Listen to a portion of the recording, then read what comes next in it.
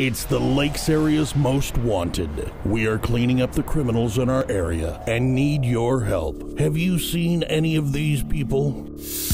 Chester Allen Clough, age 41. He's 5 feet 8 inches tall, 150 pounds. He's wanted for DWI. Donald C. Bootson. He's 6 feet 2 inches tall, 205 pounds. He's wanted for felony first-degree DWI. Jason Michael Brune, age 34. He's 5 feet 10 inches tall, 244 pounds. He's wanted for felony NSF checks. Todd Anthony Bellin Jr., age 19. He's 5 feet 8 inches tall, 160 pounds. He's wanted for gross misdemeanor burglary.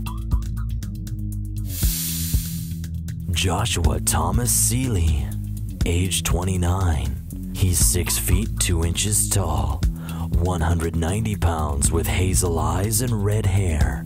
He's wanted for felony first-degree DWI. Michael Everett Mabry, age 48. He's 6 feet 2 inches tall, 230 pounds with brown eyes and black hair. He has warrants for possession of drugs, assault, disturbing the peace, stalking, and theft by issue of worthless check. Amber Ray Bevins, age 25. She's 5 feet 6 inches tall, 170 pounds with brown eyes and black hair. She has warrants for child neglect and numerous traffic violations. With help from viewers like you, Everett Northrup cleared up his warrants for third-degree DWI and numerous traffic violations. The Lakes area's most wanted. We're cleaning up the streets. Remember, if you see any of these people, do not approach them. Call your local law enforcement office.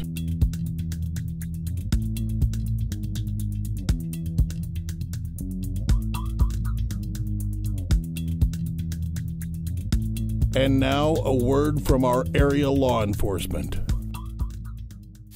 One of the things I'd like to talk about with our viewers is a policy decision that the City of Detroit Lakes has made, and that is to remove vehicles from repeat drunk drivers in accordance with state law. We do this through a process called seizure and forfeiture. Basically what that means is that if you're caught driving a motor vehicle while driving under the influence of alcohol, your vehicle can be taken from you under certain circumstances.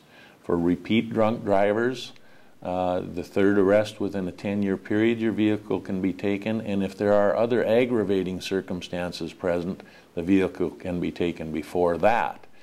For instance, if you have a child under 16 years of age in the motor vehicle with you, or if your blood alcohol limit as measured at the time of your arrest is greater than 0.20, which is more than double the legal limit. And so there are circumstances where we will take somebody's vehicle from them on the first DWI offense. And the theory being, of course, that you can't get a DWI without a vehicle at your disposal. We do take about 20 vehicles a year away from people that we arrest under these circumstances.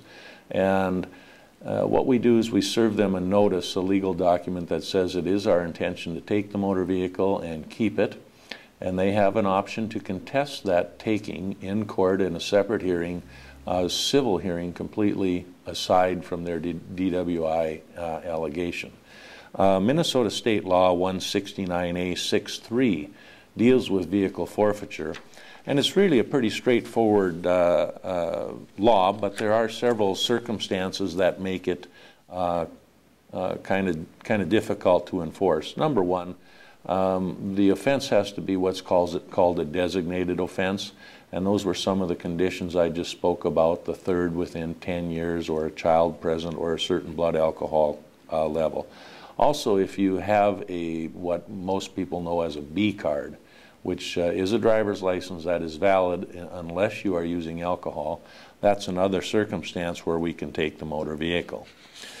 So typically at the time of your arrest, whether it's by a city police officer, a deputy sheriff, or a state trooper, that decision will be made, and you will be served with the necessary paperwork for us to keep the motor vehicle until the court hearing, if you would so choose.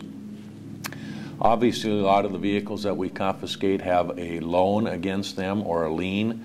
In those circumstances, we are required to satisfy the lien holder, and so the bank or the lending institution doesn't lose their interest on the vehicle. Of course, most people that have their motor vehicles seized stop making the payments, and so we don't want to short the lending institutions in these situations. If we win the vehicle in court, what happens is that we get a new title, and we have some different options with that vehicle. First of all, we can keep the vehicle for official use. If we do that, we have to make the vehicle available to our DARE officers or our school resource officers.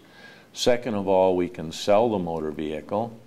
And if we do sell the motor vehicle, it has to be done in a commercially acceptable fashion, and the proceeds then go to paying off any storage fees, any impound fees, and then about third in line is the lien holder. So typically your lien holder won't get their full value out of the vehicle, and your loan will be partially in default. That will go against your credit score. One of the hidden drawbacks that a lot of folks don't know about to vehicle forfeiture. So a lot of folks have seen the Detroit Lakes Police Department advertise that they have motor vehicles for sale. This is the type of vehicle we're typically selling. Thank you for watching the Lakes Area's Most Wanted.